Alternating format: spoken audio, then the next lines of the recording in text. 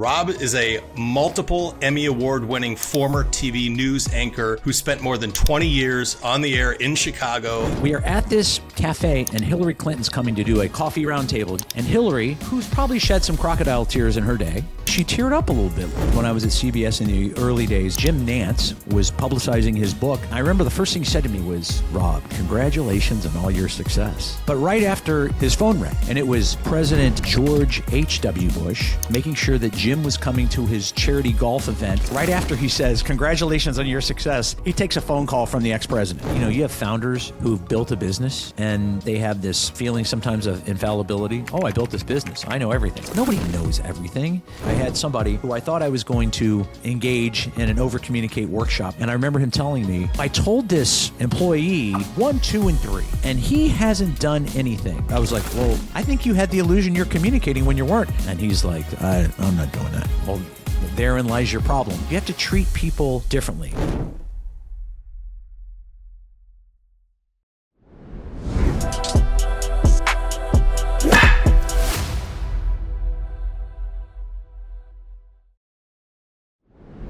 All right, welcome to Life's a Pitch. I am your host, Jared Gibson, and today I am joined by my friend and founder of Rob Johnson Communications. Rob is a multiple Emmy Award-winning former TV news anchor who spent more than 20 years on the air in Chicago at ABC and CBS. Today, he takes that experience and puts it into play with his business, where he helps executives fine-tune their message, show up with confidence, and actually connect when it matters most. Co-hosts his own podcast, Can You Hear Me? And is writing an upcoming book that we're going to talk about today, Over Communicate, that is coming out in the spring. So we've got the next few months, it will be out. So we'll hit on that.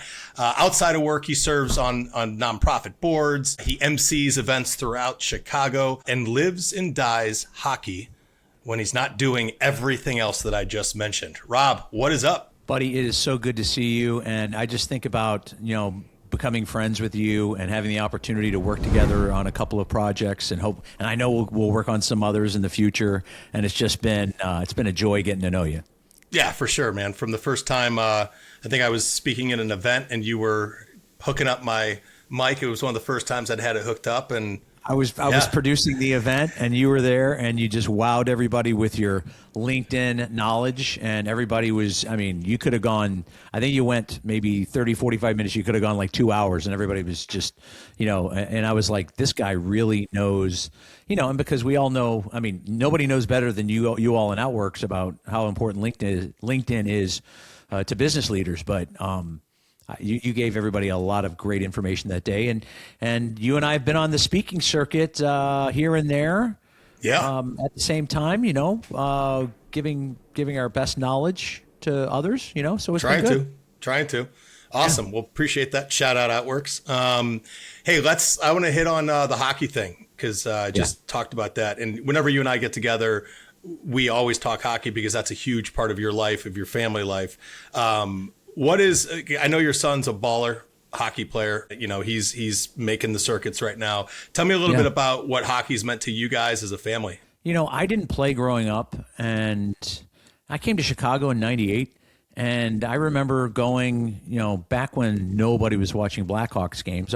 My buddy Bill Bach was friends with the Wirtzes and would take me in Rocky's Lounge, and I remember the first time I was in there, and they said, "What would you like to drink?"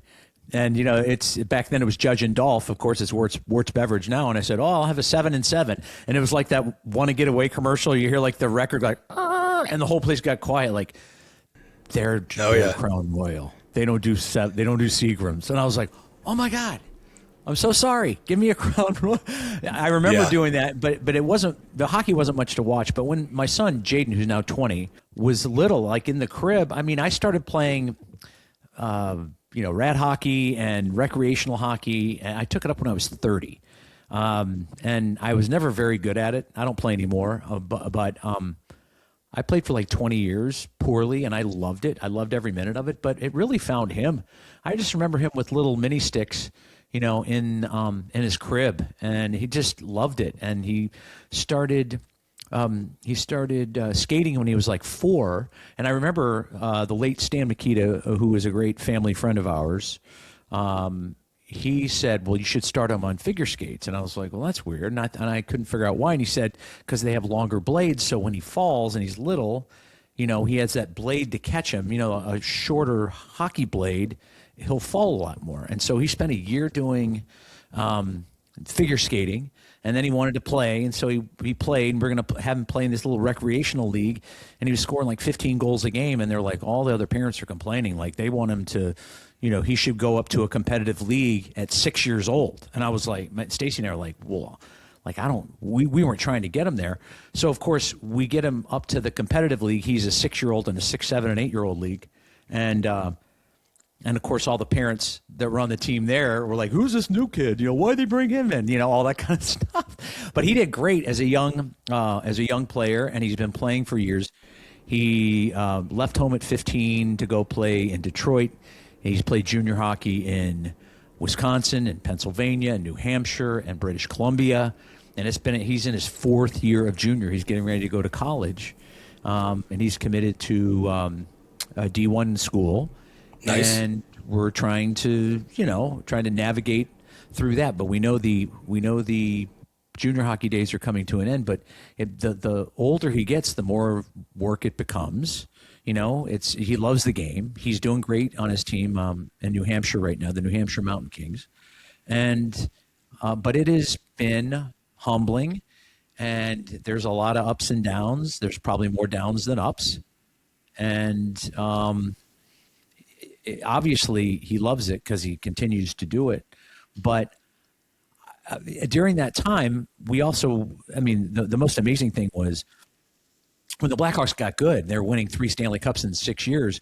We've been good friends with the Wirtzes for quite a while, and so we were along for that ride. It was such an honor to be along for the ride with that entire family. Yeah, and we absolutely loved it. And I remember 5-year-old Jaden sitting there, a picture of him in the Stanley Cup, and then a couple years later there's another, and then we're going to parties for it, and he just thought this happened every year or two. And it's like, this does not happen every year or two.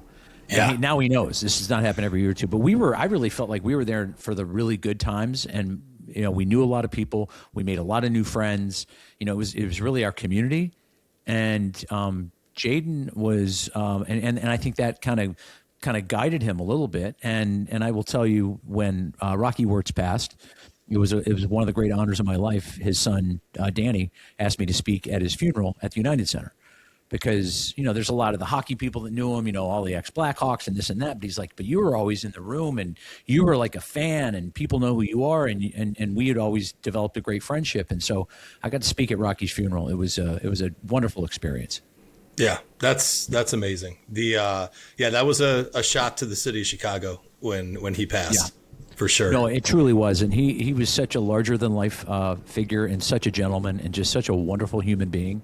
Mm-hmm. And, it's not like, the good old days. But you think back to the good old days, you're like, those were pretty good old days. That doesn't mean good new days aren't coming. Yeah. It just means, hey, we were around for a really special time. And it was, and that was probably the highlight of our hockey career. And I'll be honest with you now, because I just want Jaden to get to college and get an opportunity to play hockey in college. I don't really watch hockey that much anymore. I'm watching him. Yeah. He's my favorite player. And he's been through a lot, like I said, a lot of adversity and like a lot of ups and downs. So I watch him play, but I don't really watch it. Like, it's just, and I'm not mad at anybody. It's just, I just don't. Yeah. It was, I moved to Chicago in 2010. So I got here, perfect timing. And I grew up in Northeast Ohio, so I didn't have a hockey team. I think we were, Penguins fans when we were kids just because they were good. But I didn't have even the Blue Jackets. And they were closest to you. Where you lived closest in Cleveland, to me, yeah. The Penguins were the closest team, right? Closest team. And then I moved here, and I literally moved right into the dynasty, and it was just, it was incredible. Like, yeah, I know. It was like I got to go to games all the time. And coming from Cleveland, we didn't win much, so I'm like, you walk immediately into a winning city. It's pretty remarkable. Anyway, all right. So I want to move on from hockey.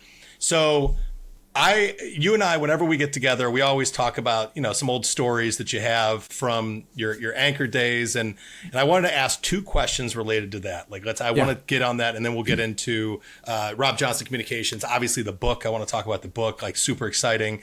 So the 2 questions that I have for you. One, What is the favorite interview you've ever conducted as a news anchor? Who was it with and why? And then the second question is, give me a crazy story that happened. Anything that you can say right here. My favorite interview was when I was at CBS in the early days. This is maybe 18 years ago. Jim Nantz. We had a programming department at the time. They don't have programming departments anymore, but we had a special show that would air on Sunday, on Chicago, I believe is what it was called. And we would have guests every week.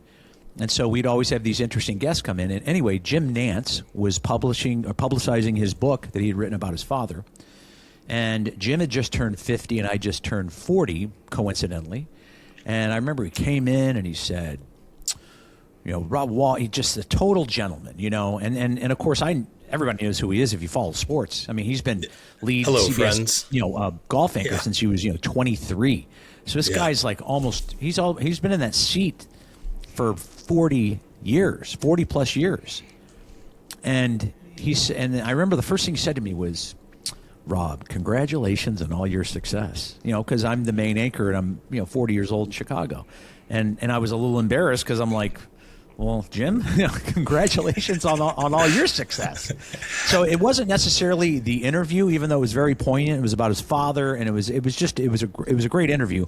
But right after he congratulated me on my success, his phone rang, and he's like, "Oh, excuse me, let me take this for a second." And Jim's from Houston, University of Houston alum, which my wife is a University of Houston alum, Cougars. And he takes it and he walks in the corner and I hear him saying, yes, Mr. President. Yes. No, I'll be there. I wouldn't miss it. I support it 100%. I'll see you on Thursday. And I'm like, what is that? And it was President George H.W. Bush making sure that Jim was coming to his charity golf event. I don't even know where it was. But right after he says, congratulations on your success, he takes a phone call from the ex-president. And I'm like, it's pretty impressive. That's great. Impressive. Right? So that was my, I don't know, from an interview perspective, it was a good interview, but the whole experience and just being around Jim Nantz and knowing, what a gentleman he is and what a pro he is, that was pretty good. So when I think about my favorite story, there's a lot of them that come to mind. And I've told one from my early days a lot of times, but I'm going to share this one. And people that know me know it. It's been well circulated around Chicago since 2008.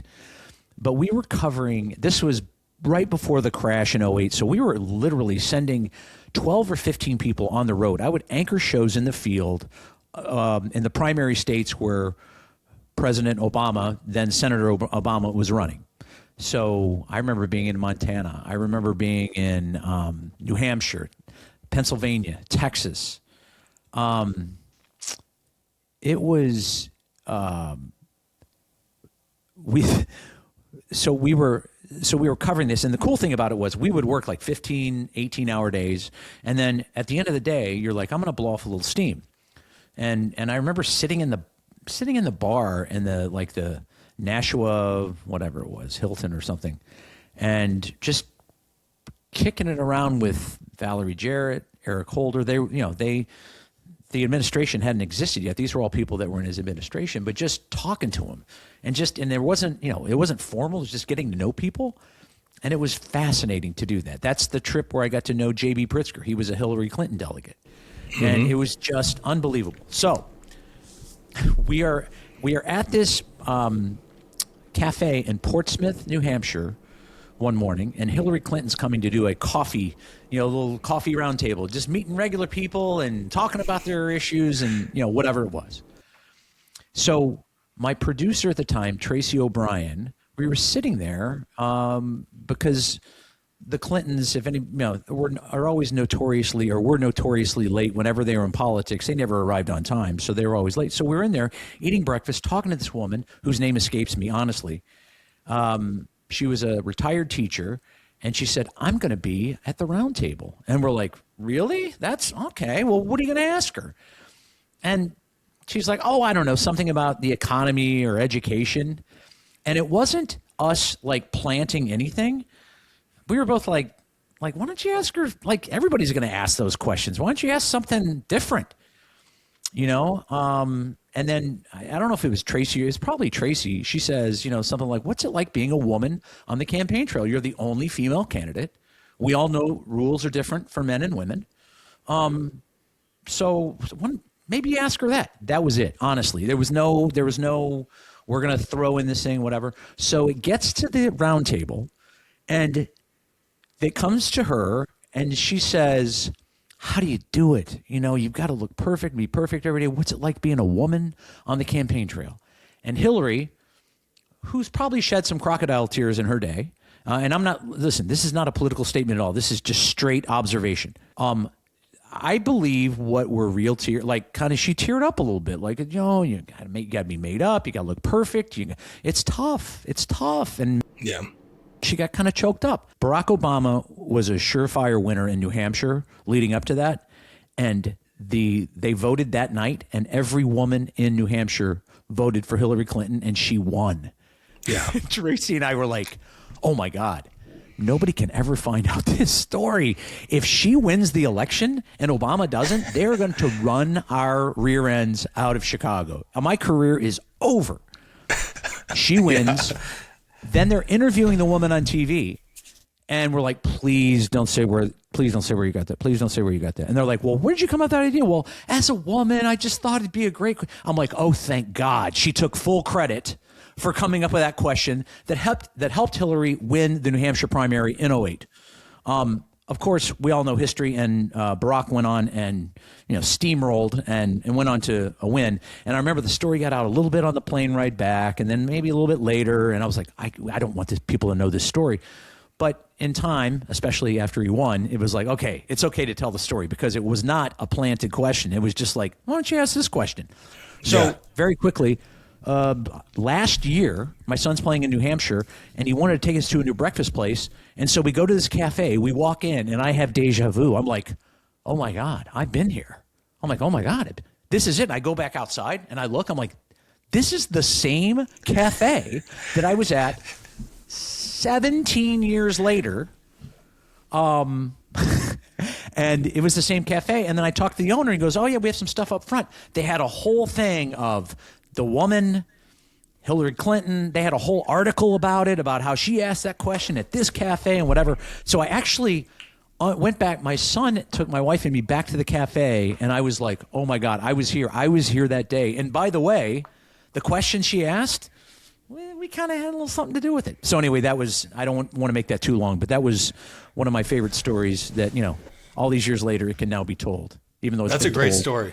And I faintly remember that. I feel like I remember her tearing up, and it was a big deal because anybody that was on the Obama side was like, that's BS. Those aren't real. Yeah. And then the Clinton side was like, how can you not respect real. And love this? I mean, like, I'm my BS detector's pretty good after all those years. And you're like, meh, and I can see why people would. I was like, that looked legit. Like it did. And then every woman went to vote for Hillary that night. And she won. It's crazy.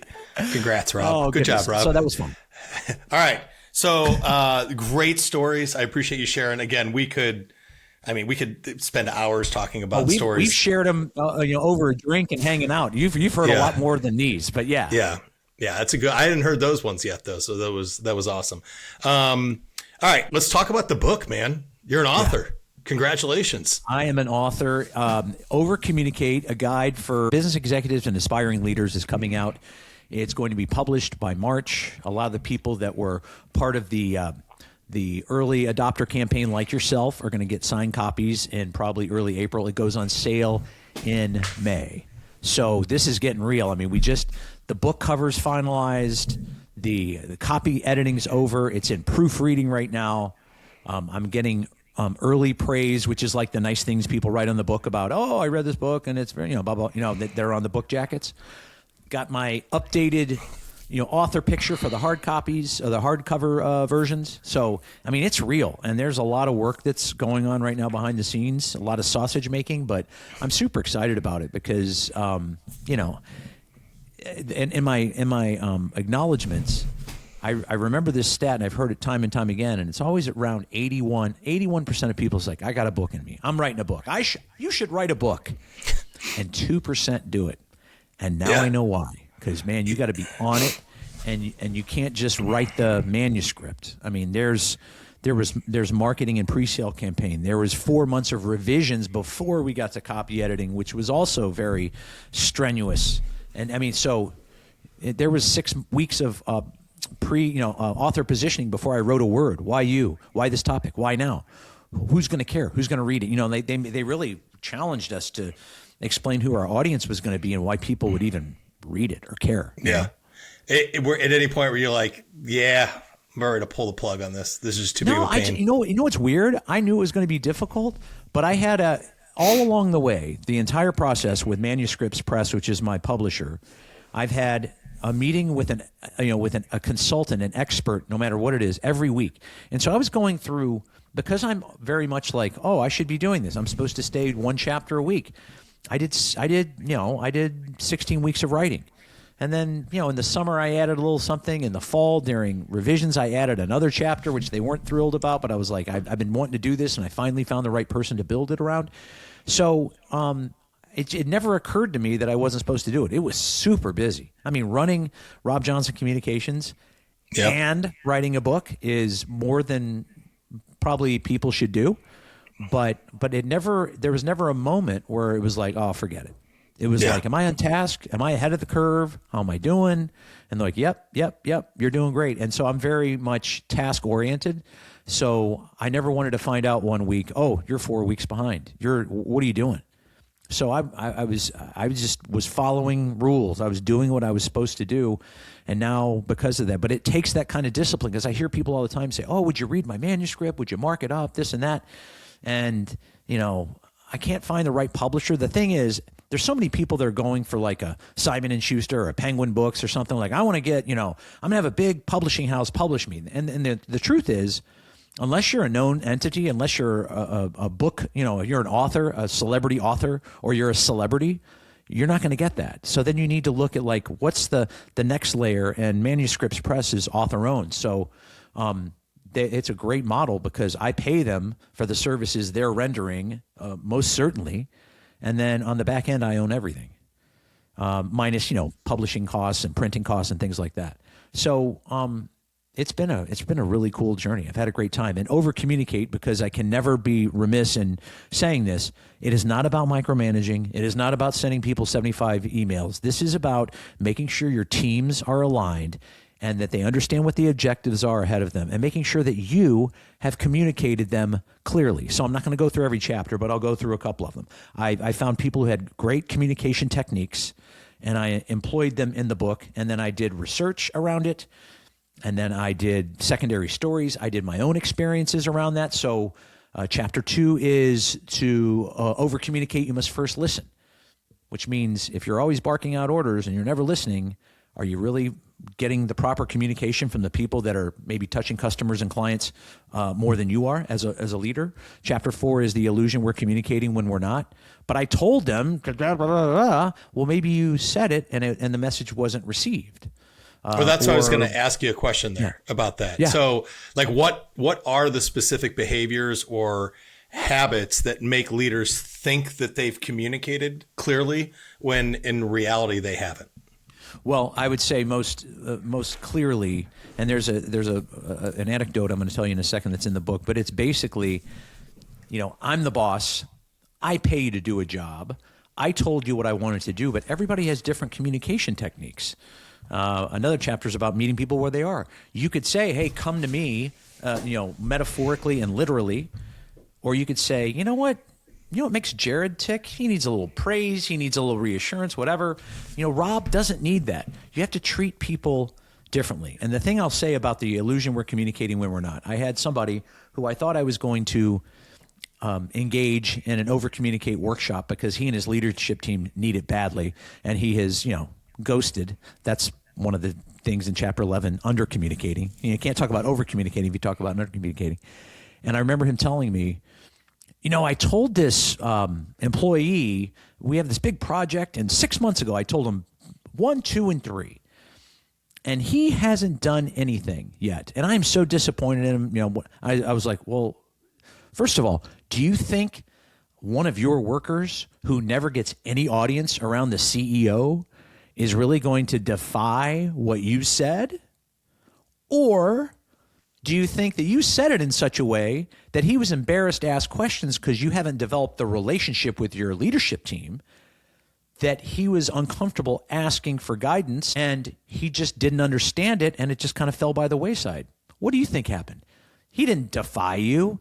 Listen, you get around the boss, whoever the boss is, and you got an audience with the boss. I've got 10 minutes with the boss. I got 2 minutes. I got an hour, whatever. You're gonna show them what an amazing worker you are. So I said, I think you had the illusion you're communicating when you weren't.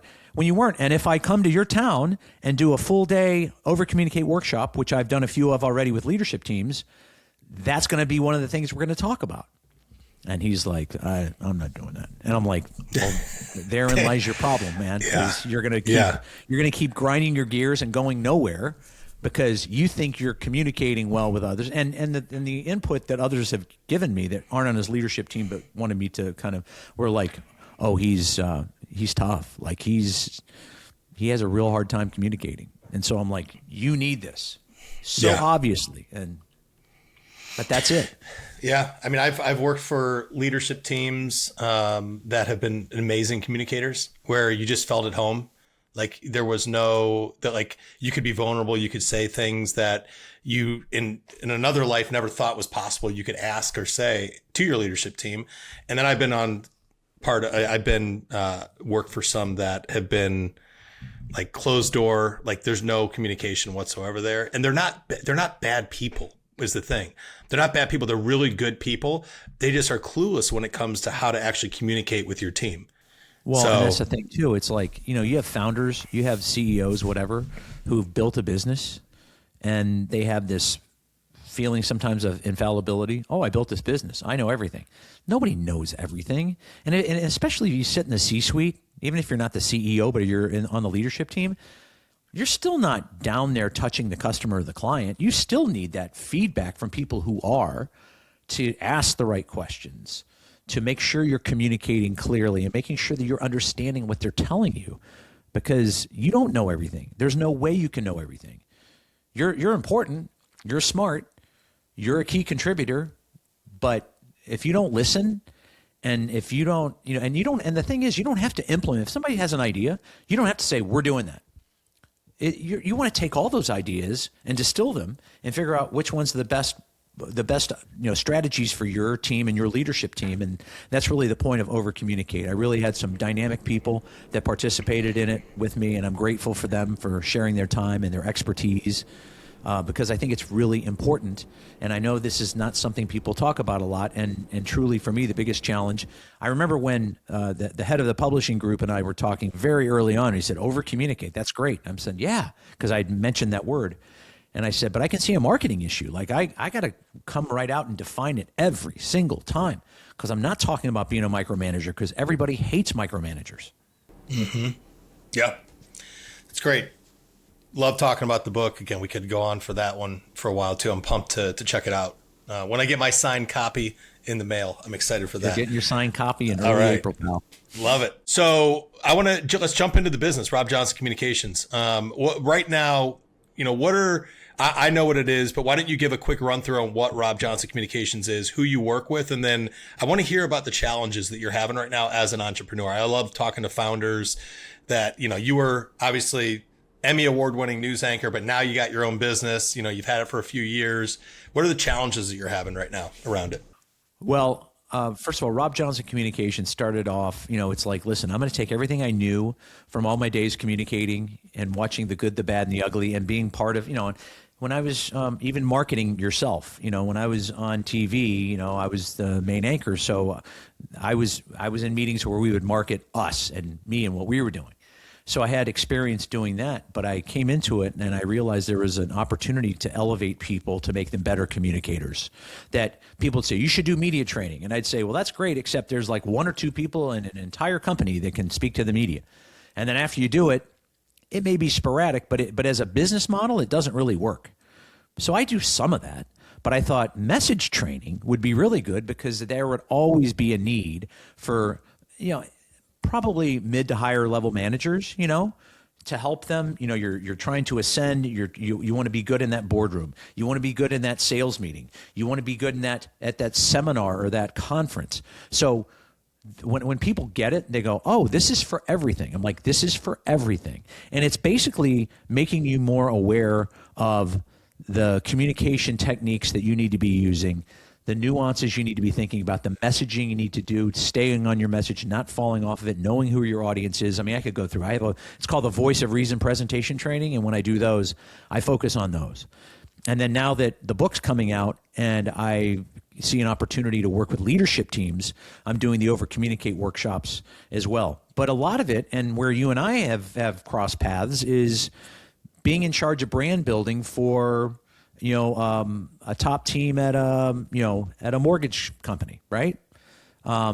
Or a legal firm, or all different industries. So it's not industry. People are like, what's your industry? I'm like, I'm industry agnostic, because if you can't communicate, it doesn't matter. I'm not going to sit here and go through your P&L statement.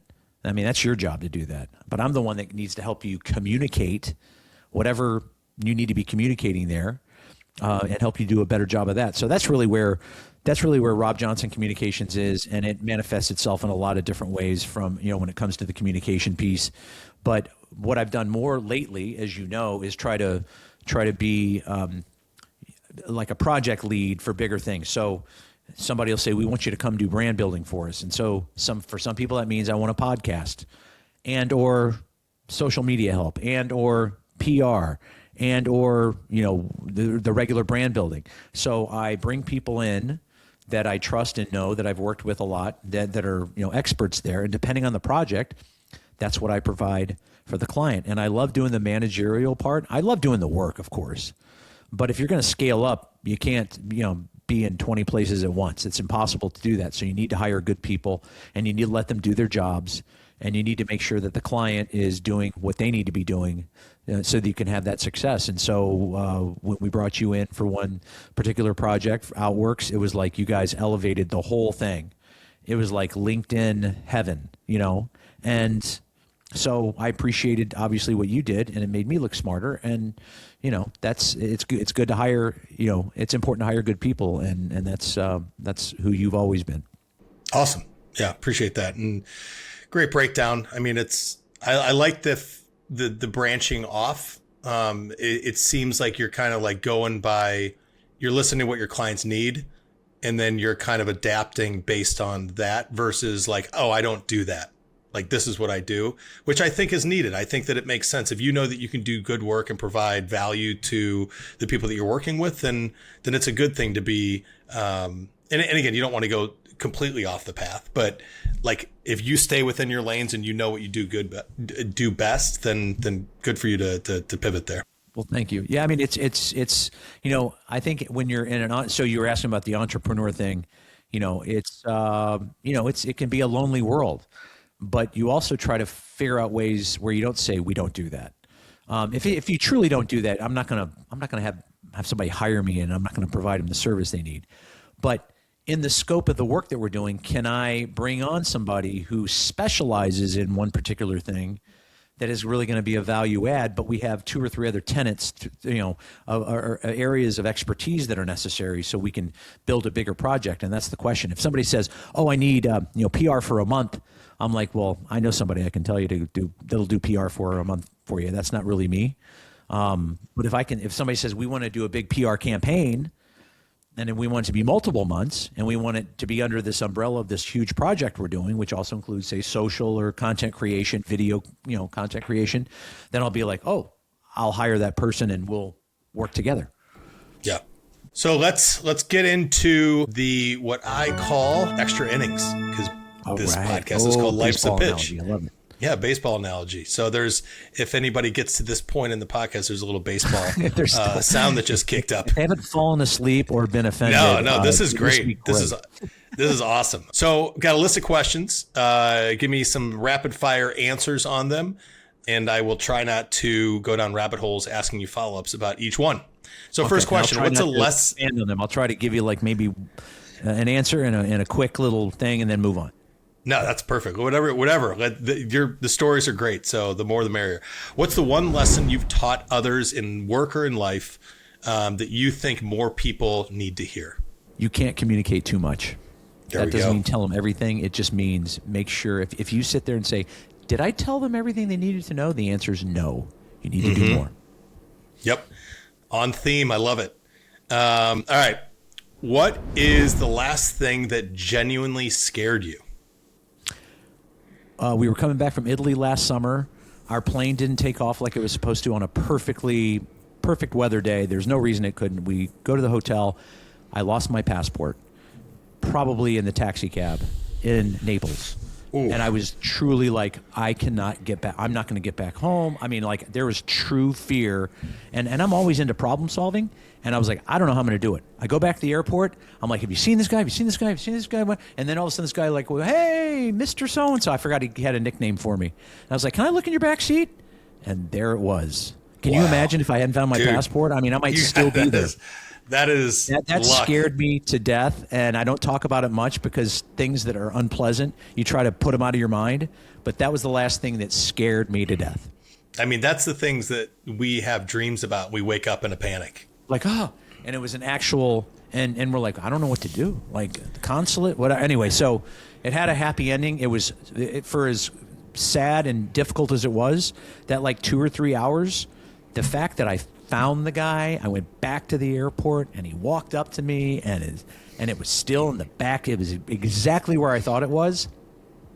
That's crazy. Make sure your passport's zipped up anywhere. Don't ever just put it in. You know, that was the stupidest thing ever that I did. Yeah, as soon as my wife does not let me carry the passport around when we travel. We literally will get in line till where we need it, and she'll give me the passport, and I'll use it, and she'll just stare at me until I give it back to her. That's probably what Stacy should do. I think after that experience, she's like, "Oh, buddy, come on, you got to do better than that." Yeah, that's good. So, next question: what is the one piece of software that you use today that you cannot live without? Well, I would say this. I think a lot of us have gotten into AI, and I think as a boutique agency owner, how do I make myself bigger? How do I make myself more competitive with, the big boys and girls? You know, and so I don't employ it in every single thing I do, but I'm finding more and more efficiencies to use it, and I don't want to jump, get ahead of the game here, but. An old buddy of mine who is in the AI space now. I was in Miami recently working down there, and he's down there, and we had a dinner, and he's basically capable of creating an AI agency, project manager, researcher, content creator, the whole thing. And I'm like, you know what? If I have a client that would kind of redefine my business that I'm hoping to close in the next, say 30 to 60 days, and if that happens, I'm like, I'm doing that because we're going to need it. And it's also going to help, say, with the book. Like I have help from the publisher marketing it, but in terms of, outreach, other outreach that we need to be doing, there's a lot of efficiencies that can be used. But I will also say this about AI. You better make sure humans are overseeing it because for as good as it's gotten, and it's gotten really good, the human element still matters. But that is helping the world be a little smaller for me from an agency perspective. Yep, it's a good one. What's the one truth about business or being an entrepreneur that you didn't believe it until you actually lived it? I think the most jarring thing was, and it's been a while now, so I'm okay with it, but people are like, you got to eat what you kill. I was a W-2 guy my whole life, and it was like I knew how much I was getting paid every week or every 2 weeks. There was no ebbs and flows. It was the whole, and it was a great way to make a living.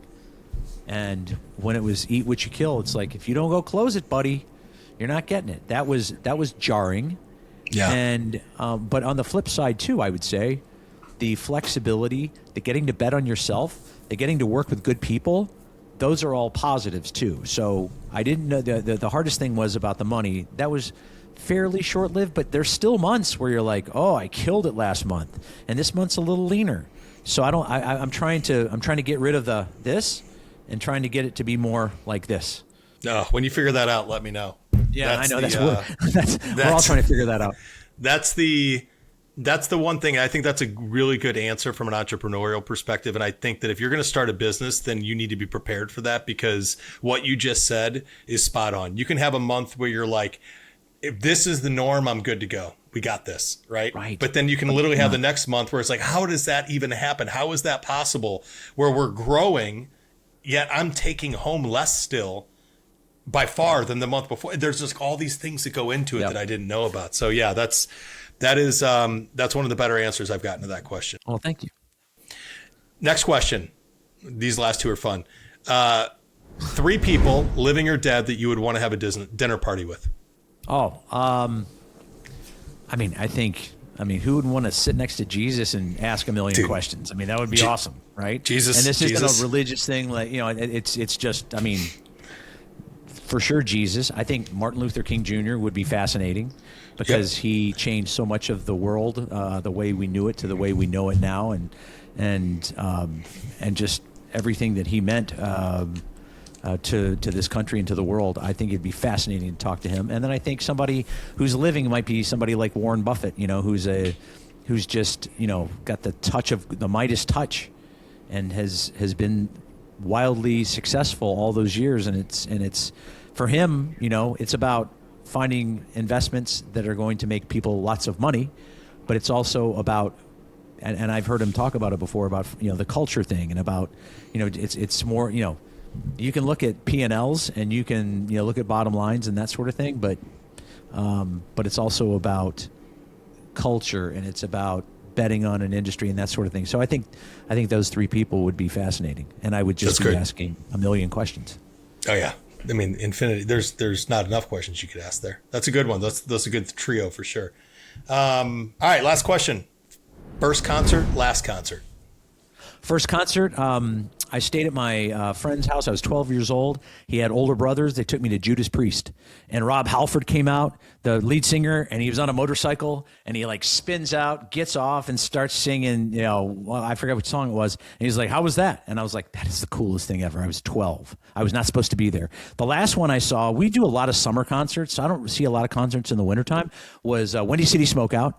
It was last July. Love Old Dominion, the country band, and the night before they had a terrible storm and people got caught in it, and so the next night they were expecting storms again, and so they went on. Fortunately, we got there early. They went on at 6:30.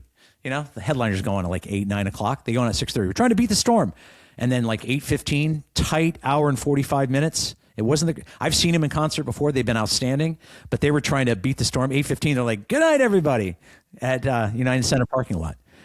We go to Windy City Smokeout every year. They have so many good acts, and it's such a cool place to watch a concert. And watching Old Dominion would have been great, except for the fact they were trying to keep us from getting electrocuted. It's struck by lightning. No big deal. Yeah. Awesome. Rob, this is great. This is a great conversation. I'm bummed that it's coming to an end, but let people know, how can people find you? It's www.rj47llc.com. That's the website. And then if they want to email me, it's robjohnson@rj47llc.com. And there's on social media, I'm on LinkedIn, Facebook, Instagram, all the usuals. And you guys have certainly helped me up my my LinkedIn game, so I appreciate that. So that's it. And then I just tell people, when it's closer to the time where we're going to be marketing the book when it's for sale, I'm going to let people know about that. But we're going to be we haven't started it yet, but we're going to start a website for the book too. Sweet. Awesome. That's a wrap for this episode of Life's a Pitch. Big thanks to Rob. Some amazing stories and great insight there. If you liked it, share it, tell a friend, or just steal something smart that he said and pretend it was yours. Not really. And remember, behind every strategy, title, or success story, there is chaos, self-doubt, and a whole lot of trial and error. We will see you next time.